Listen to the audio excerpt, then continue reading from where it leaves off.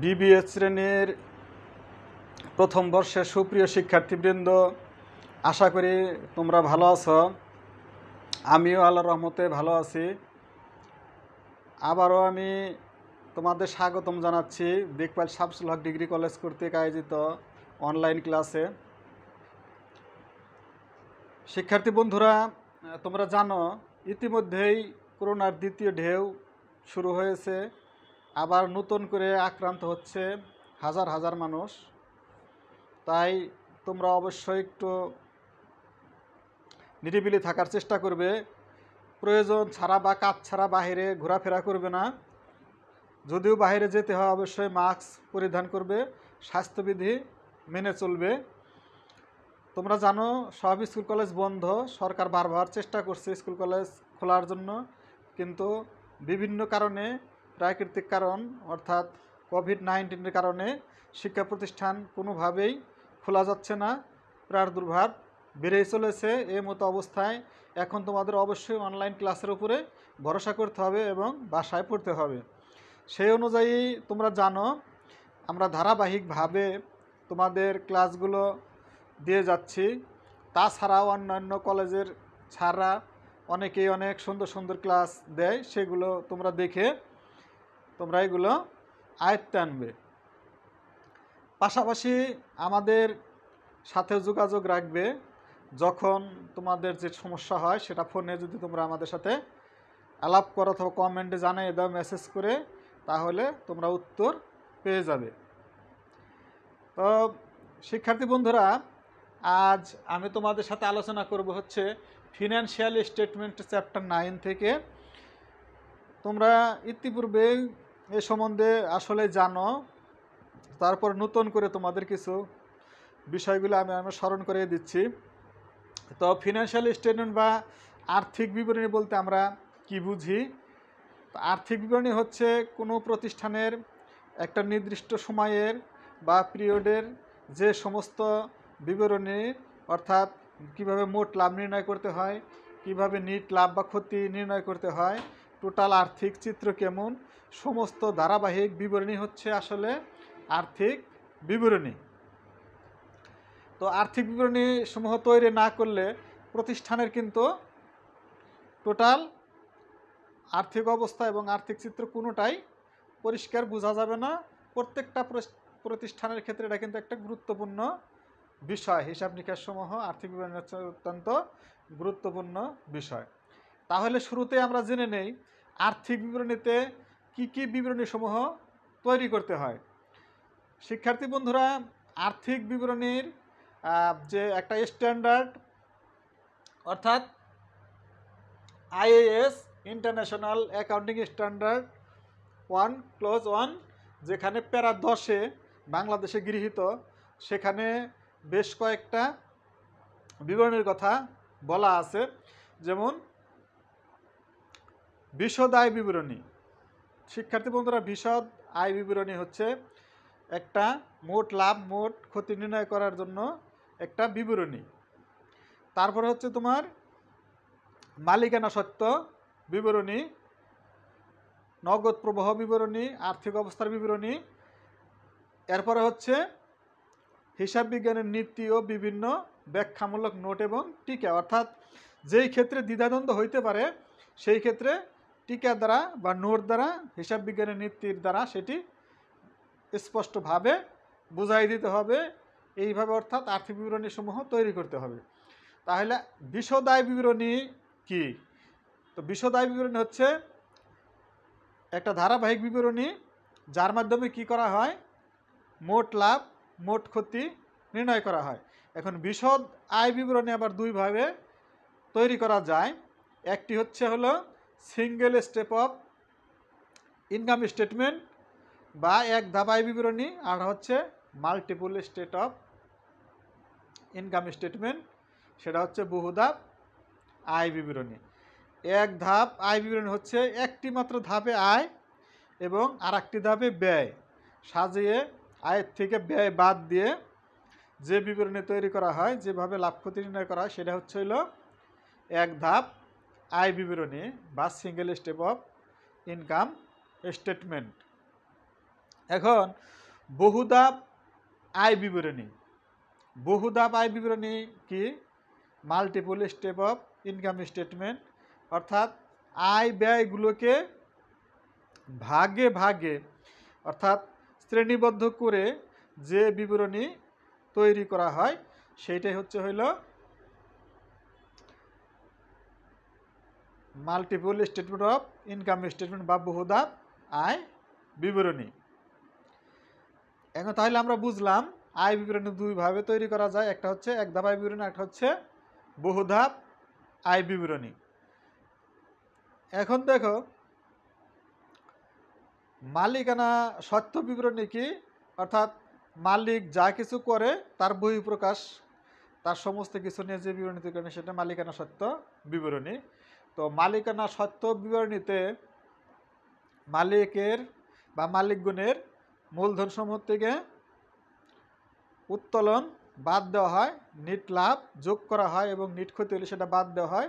দেওয়ার পরে যা থাকে সেটা হচ্ছে উদ্বৃত্ত বা মালিকের মূলধন বা সমাপনী উদ্বৃত্ত।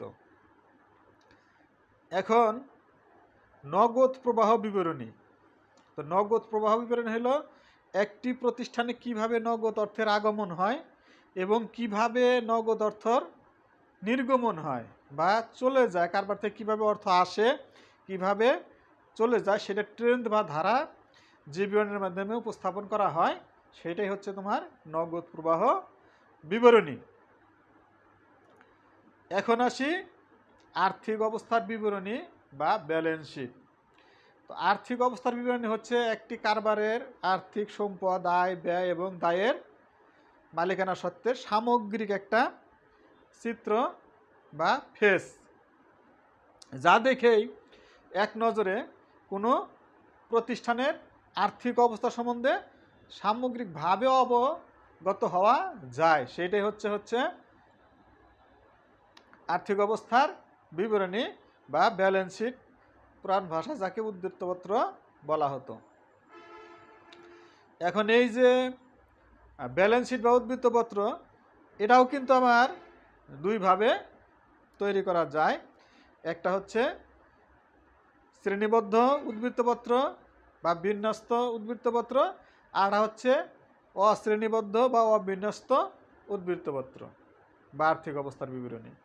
এখন ক্লাসিফাইড ব্যালেন্স শিট আর হচ্ছে আনক্লাসিফাইড ব্যালেন্স শিট। তো আয় বিবরণীর মতোই ধারণাটা ওই রকম যে সাজাইয়ে গুছিয়ে শ্রেণী শ্রেণী সম্পদের শ্রেণীবদ্ধভাবে শ্রেণী করে, অর্থাৎ যে শ্রেণীর সম্পদ একত্রিত করে আর এক শ্রেণীর সম্পদ আর এক জায়গায় একত্রিত করে, এইভাবে শ্রেণী করে যে বিবরণী তোমার যে ব্যালেন্স শিট উদ্ধৃতপত্র প্রস্তুত করা হয় সেটা হলো বিন্যস্ত উদ্ধৃতপত্র বা ক্লাসিফাইড ব্যালেন্স শিট। যেমন এখানে চলতি সম্পদ আলাদা করা হয়, চলতি দায় আলাদা করা হয়, মালিকানা সত্ত্ব আলাদা করা হয়, এইরকম ভাগে ভাগে দেখানো হয়। এটাই হচ্ছে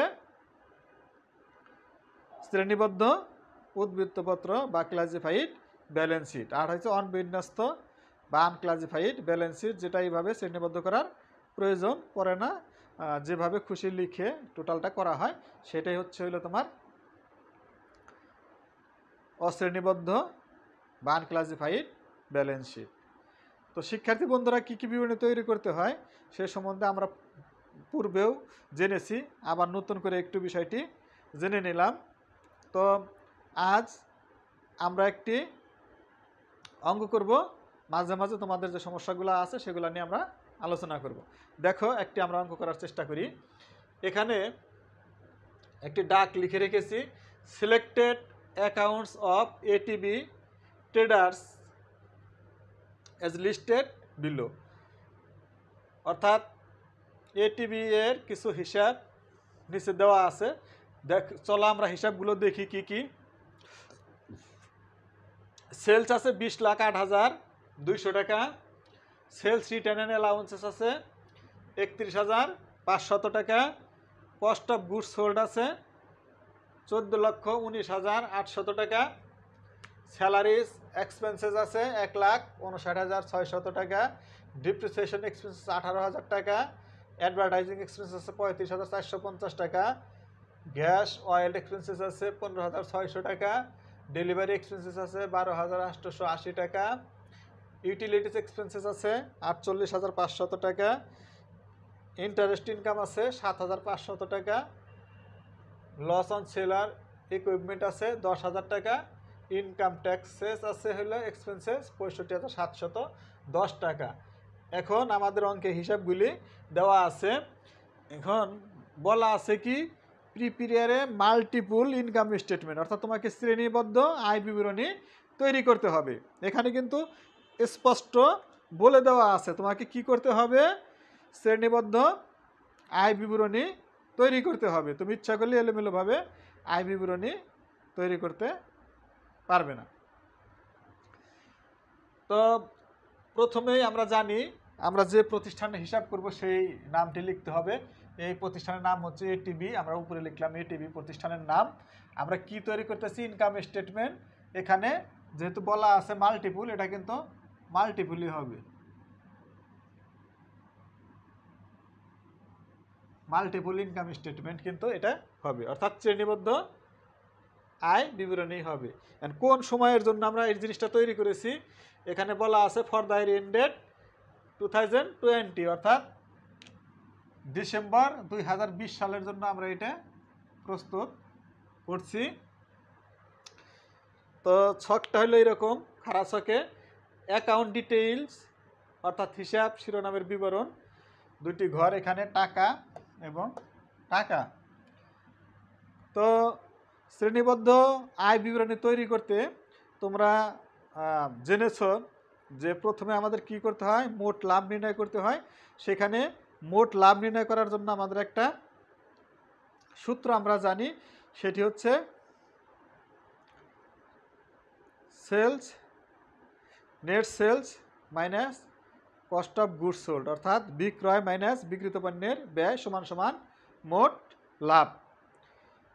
এখন সেখানে তোমরা জানো নেট সেলস বলতে আমরা কি বুঝি, সেলসের সাথে সকল প্রকার বিষয় যেগুলো সেলসের থেকে বাদ দিতে হবে সেগুলা বাদ দিতে হবে, এবং যেগুলো যোগ হবে নিয়ম অনুযায়ী সেগুলো যোগ করতে হবে।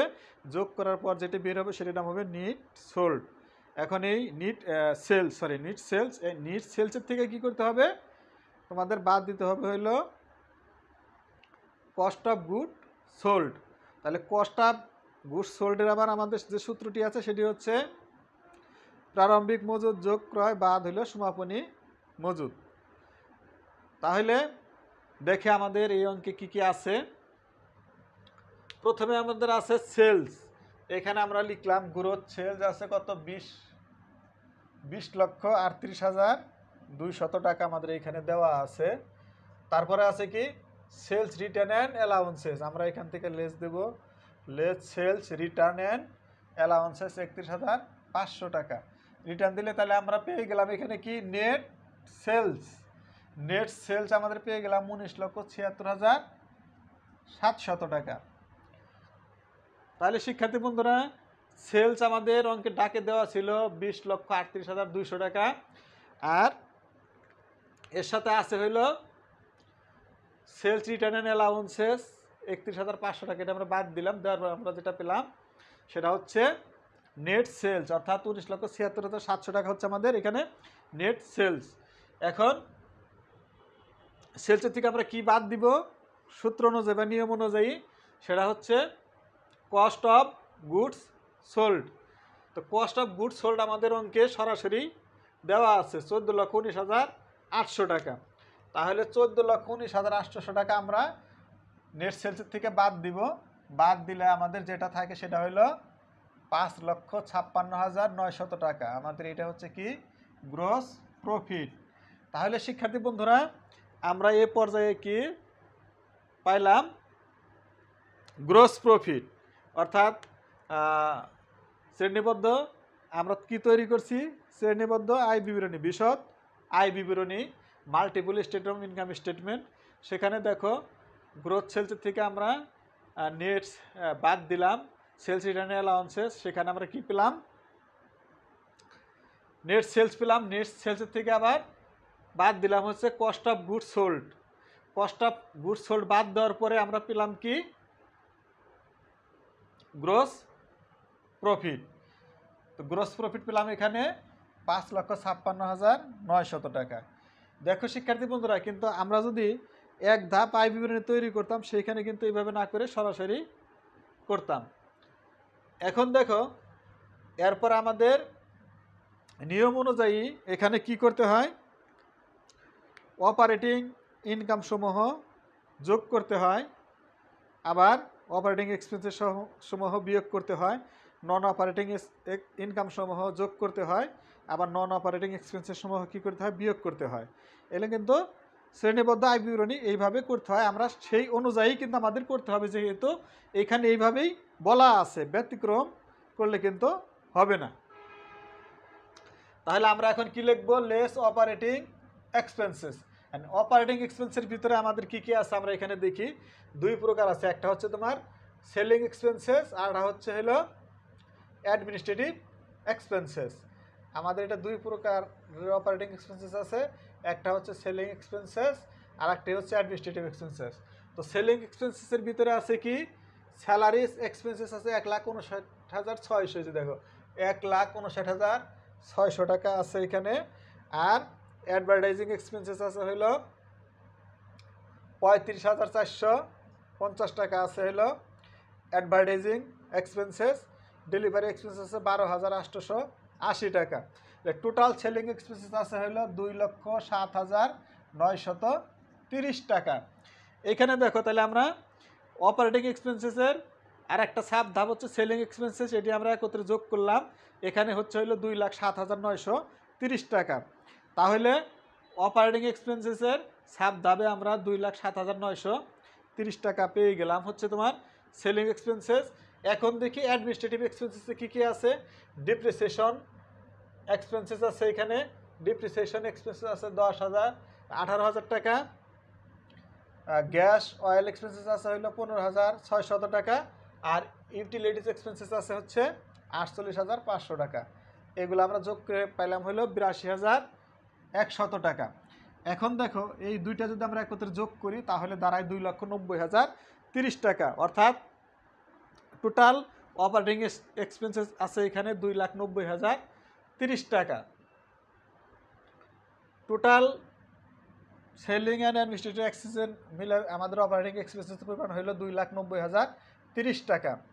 এখন দেখো আমরা কি করব, গ্রস প্রফিট থেকে প্রথমে বাদ দিয়ে দিব হইল এই অপারেটিং এক্সপেন্সেস 2,90,030 টাকা। এটা বাদ দিলে আমরা যেটা পেলাম সেটা হলো 2,66,870 টাকা। এই 2,66,870 টাকা হচ্ছে হলো নেট অপারেটিং ইনকাম, অর্থাৎ অপারেটিং বা পরিচালন আয় হচ্ছে আমাদের এখানে 2,66,870 টাকা।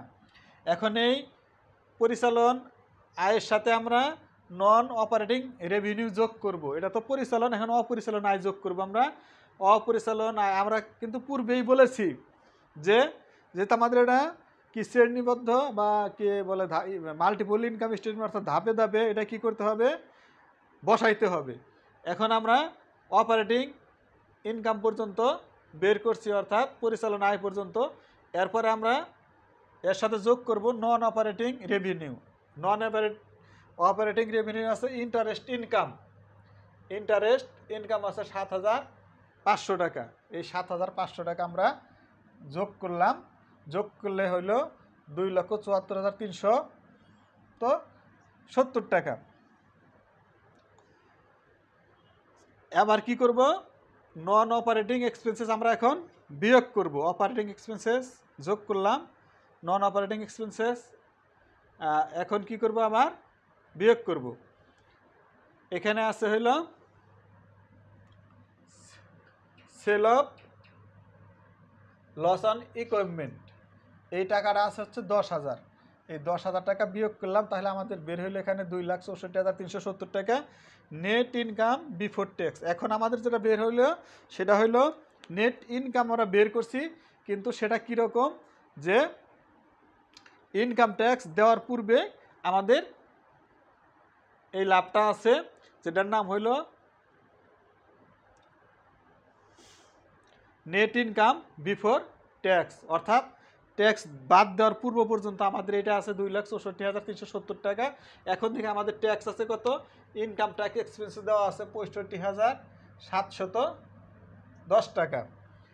এখন এই যে 65,710 টাকা আমরা বাদ দিলাম, দেওয়ার পরে আমাদের সর্বশেষ যেটা হাতে থাকবে সেটা হচ্ছে হলো নেট ইনকাম আফটার ট্যাক্স 1,68,670 টাকা। তাহলে শিক্ষার্থী বন্ধুরা, তোমরা কিন্তু জানো, তোমাদের সাথে আমরা পূর্বে বিষয়ে আলোচনা করেছি যে নন অপারেটিং ইনকাম কি, নন অপারেটিং এক্সপেন্সেস কি, অপারেটিং এক্সপেন্সেস কি, এগুলো সম্বন্ধে আমরা আলোচনা করেছি। আবার অপারেটিং ইনকাম কি, অর্থাৎ কারবার পরিচালনা করতে যে সাধারণ খরচগুলি হয় সেগুলি হচ্ছে অপারেটিং, মানে পরিচালনার মাধ্যমে যেগুলি হয়। যেমন আমরা এখানে বলেছি সেলিং এক্সপেন্সেস, অ্যাডমিনিস্ট্রেটিভ এক্সপেন্সেস, এখানে আছে salary expenses, advertising expenses, delivery expenses, depreciation expenses, gas oil expenses, utility expenses, এইগুলি হচ্ছে অপারেটিং এক্সপেন্সেস। তাহলে গ্রোস প্রফিটের থেকেই অপারেটিং এক্সপেন্সেসগুলো বাদ দিলে পাওয়া যায় হচ্ছে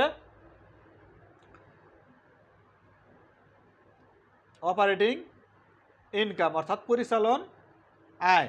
এখন এই পরিচালন আয়ের সাথে যেগুলি কারবার সরাসরি পরিচালনা করে না সেগুলো নন অপারেটিং ইনকাম এবং নন অপারেটিং এক্সপেন্সেস বলে।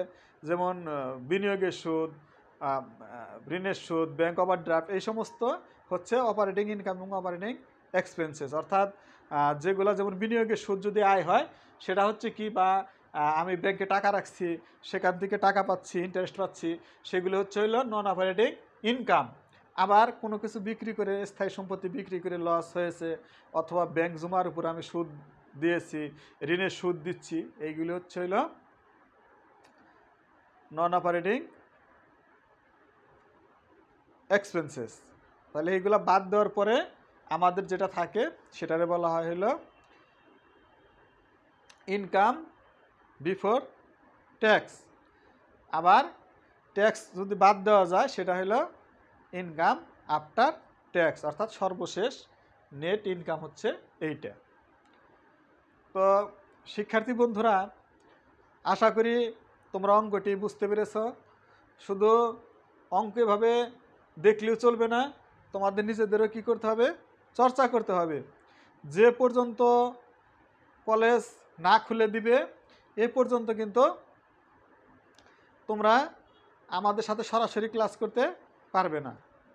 তো সুতরাং শিক্ষার্থী বন্ধুরা, তোমরা ভালো করে এগুলো আয়ত্ত করবে, দেখবে, তাহলে তোমরা ভালো থাকো, সুস্থ থাকো।